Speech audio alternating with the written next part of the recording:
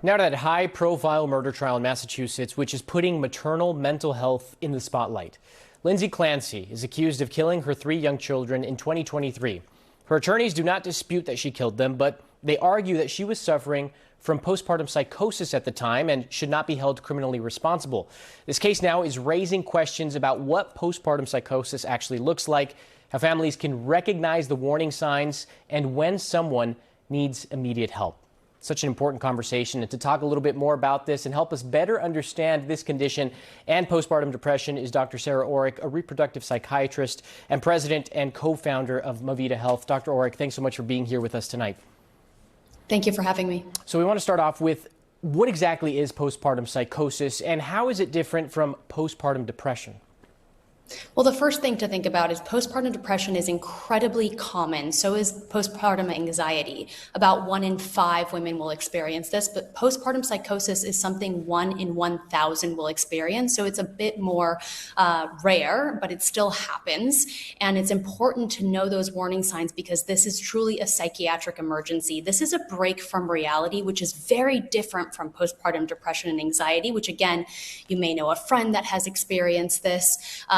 And a break from reality is just something that can be quite dangerous. As I said, it's a psychiatric emergency, and all signs for those of us that are experts in the field point to the fact that in this case, that probably was what was happening. It's also important to note that in most of these cases, infanticide does not happen. That happens in about 4% of postpartum psychosis, because if this ailment is treated appropriately, women become better. They go back to their baseline and they're able to care for their children safely. You know, Dr. Oreck, we mentioned this is getting such a spotlight, a lot of people following it on social media, but with that too, there comes maybe some information that might not necessarily be most accurate. What are the warning signs that a new mother, her partner, or family member should be looking for? Absolutely. So this looks a little bit like delirium, which is confusing. So if you've ever had an elderly member of your family go into the ICU, sometimes it can look like the person is with it, and then all of a sudden they're like kind of confused, they're disoriented to time and place. That's really important.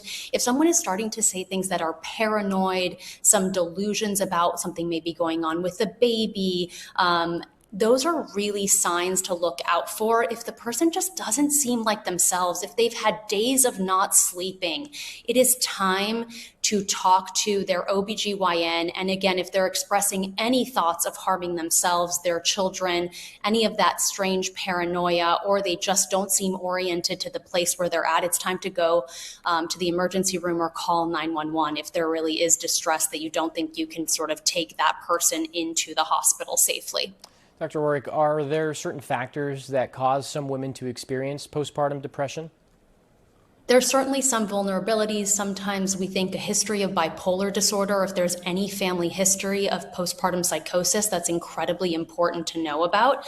But I think there's also a huge issue with education amongst ER physicians and medical staff, as we see here in this case. Lindsay Clancy saw many clinicians and didn't get the correct diagnosis and potentially didn't get the correct treatment for this ailment.